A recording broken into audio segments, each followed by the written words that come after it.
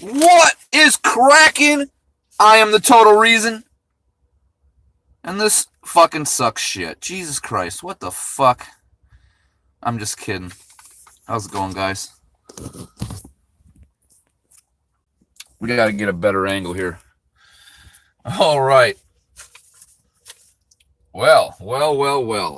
It's been quite a while. Let's see if I can get this shit a little better here, guys and ladies, gentlemen. Bear with me. Hey, that works. All right, here we go. And the stream is starting in 5, 4, 3. You can run. You can hide.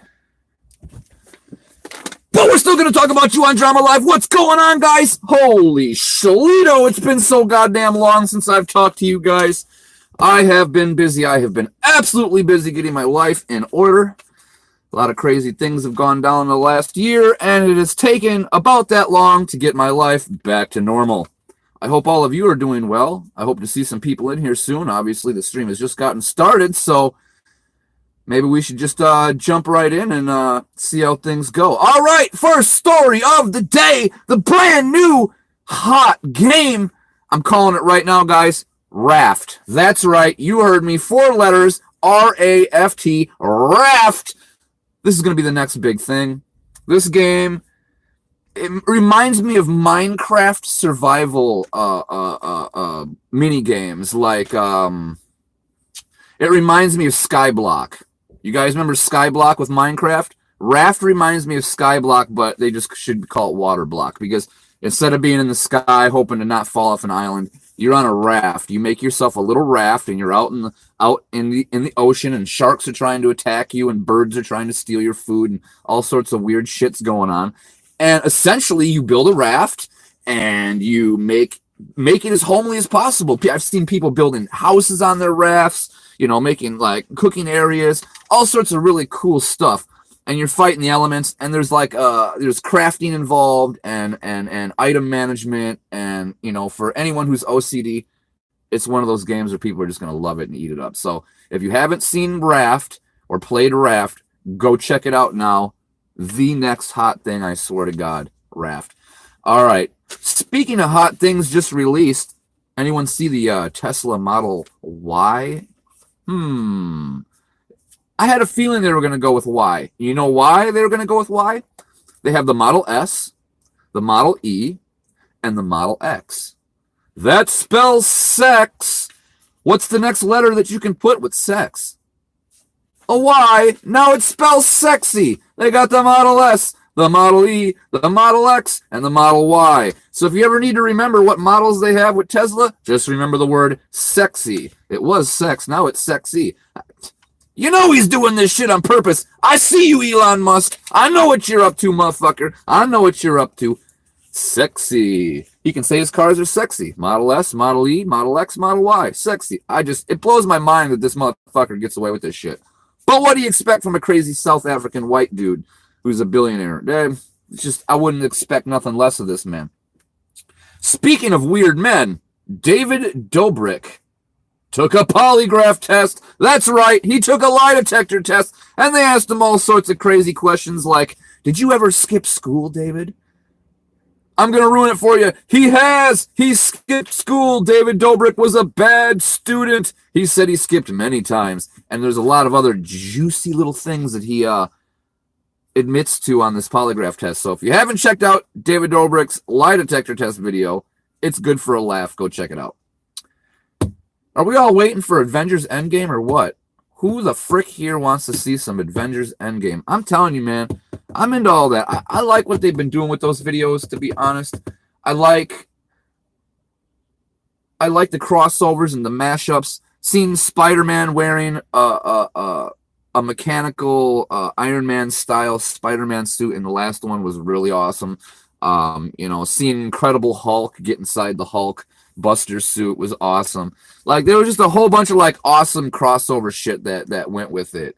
When the people in Wakanda gave Captain America the dual shields or whatever, like, it just I want to see where they're going to go next, because like everyone says, they keep raising the bar. Every movie, something more and more and more spectacular since the first one. It's like, how do you top that last one? Man, we're all waiting for it. So Avengers Endgame, I can't wait. It should be awesome. Speaking of things we couldn't wait for, KSI versus Logan Paul rematch is not happening. I called this shit. I fucking called it. I told you guys it would never fucking happen. KSI knows he's going to get his ass beat. Logan Paul is a fucking animal. And when KSI felt the power of Logan Paul, he was fucking scared. His whole plans of knocking him out in the third round or whatever it was, wearing him out and knocking him out, that went out the window after he realized that Logan was hurting him, giving Logan another year to get even better and faster and stronger and more stamina. KSI knew he had no fucking chance. No fucking chance.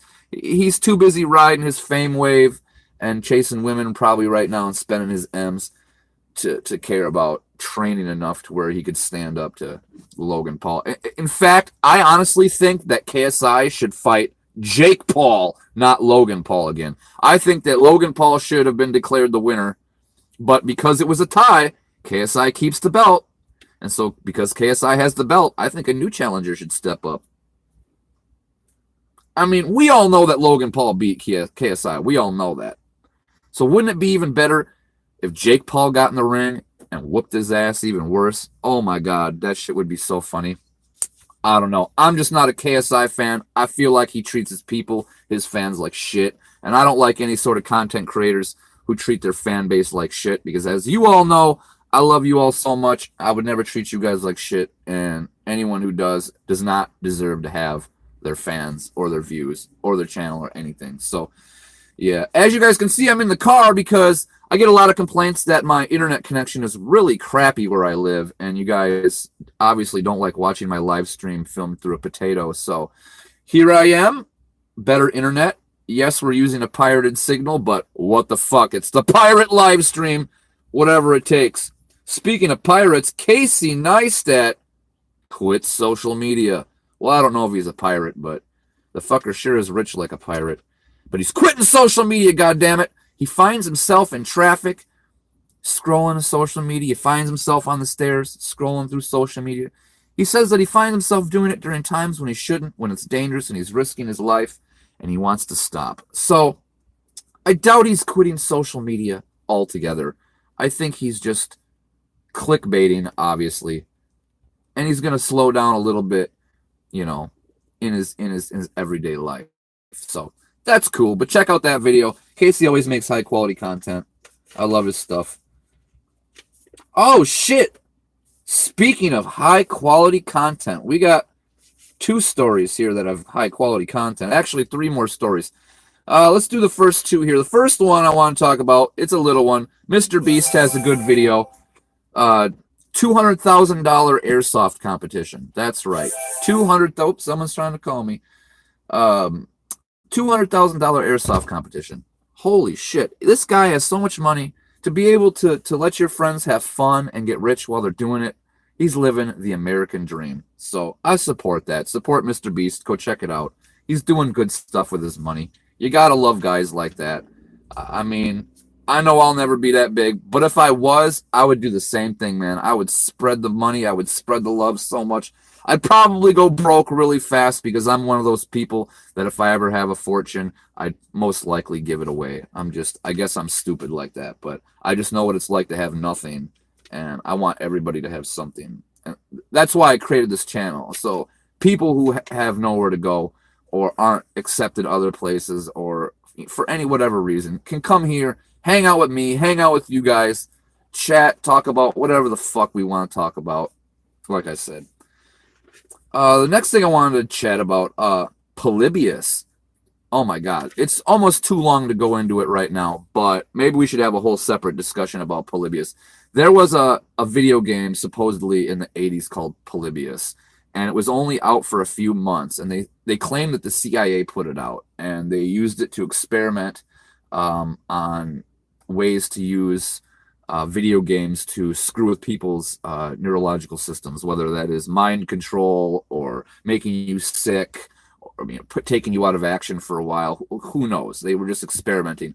And then the games disappeared just as quick as they appeared. And people remember playing it, but nobody can find it anymore or prove that it existed. And I don't know if it's a creepypasta or what, but to be honest, I think I remember seeing it when I was young. I'm talking in the 80s, like 87, 86, like when I was a little shorty, you know, when I was like 6, 7 years old type thing. I think I remember Polybus. I really do. I think I remember seeing the game. And it's really screwing me. It's one of those Mandela effects, I think, where we remember things wrong, and so it makes things seem like they've changed, like the timeline has changed or something. And I don't know. Don't even get me started on all that shit. But yeah, check out Polybius, the video game. If you guys haven't heard of that, I suppose it's it's not, nobody knows if it's real, basically. It's a little bit of a controversy right now. So check that out. Polybius. It's spelled Polybius. Polybius. It's a really cool story. I don't know. Go check it out. Too much to get into here today. But the thing that I keep coming back to and thinking about is this final story of the day. I would love you guys to check this out. It absolutely blew my mind when I saw it. CX Network, Mexican Andy. That's right, the Mexican Andy, or Mexican Acne, whatever you want to call him, went to Mexico and was on the beach, live streaming, on the border of a very famous area of the beach where the wall goes into the ocean. And while he was there, he witnessed a mob of illegal immigrants from Mexico cut the chain link fence, bust through, and just go running across the border. I'm talking women, children, men. A mom and her daughter went running, and they dropped like a pair of Nikes out on the beach, and they didn't even stop to pick the shoes up. They just kept running. And as they're running, there's only one Border Patrol agent in an SUV, and he's trying to stop like 50 people. I think he got a couple of them. Another one on an ATV shows up. But I'm telling you, this footage is going to be on the news. It's going to be all over the place because people are going to say, this proves that Trump was right. This proves we need a better wall. I'm telling you, Mexican Andy, I don't know if he knows this, but the footage that he took could potentially change the future of the United States of America. It is that big of a live event. It's something that would shock the masses media-wise, something that they can grab onto and make a soundbite about. It literally, you have to check it out. If you have not seen Mexican Andy's live stream of the illegal border crossing, you have got to go check it out because I absolutely cannot believe that he caught that shit on tape.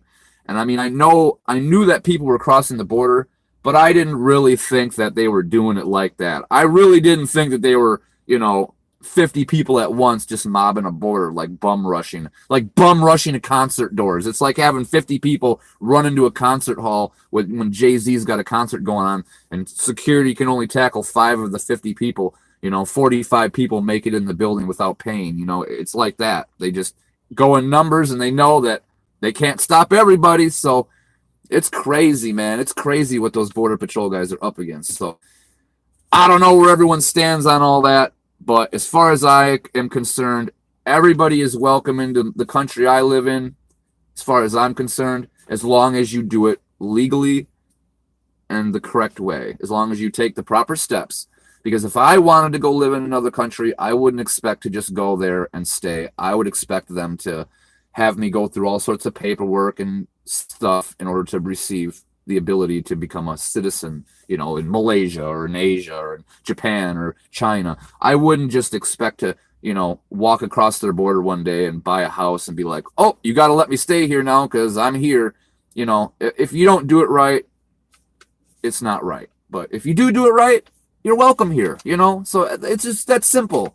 But in the meantime, these mobs of people running across without doing it right, that shit probably does need to get stopped because if a mom and her kid can get across the border that easy, a guy with a gun and a knife and a rope and the want to rob and hurt people could get across too. With if he's got mental problems or whatever, a crazy person could get, a serial killer, anybody can get across. Okay, Al Qaeda could go to Mexico and border cross. Like, we could have terrorists coming in and out of our state. Not even Mexican people. It could be people from overseas that go to Mexico and then cross into the United States. God knows who's crossing over. If a little kid and her mom can get across, fucking who knows who else is crossing.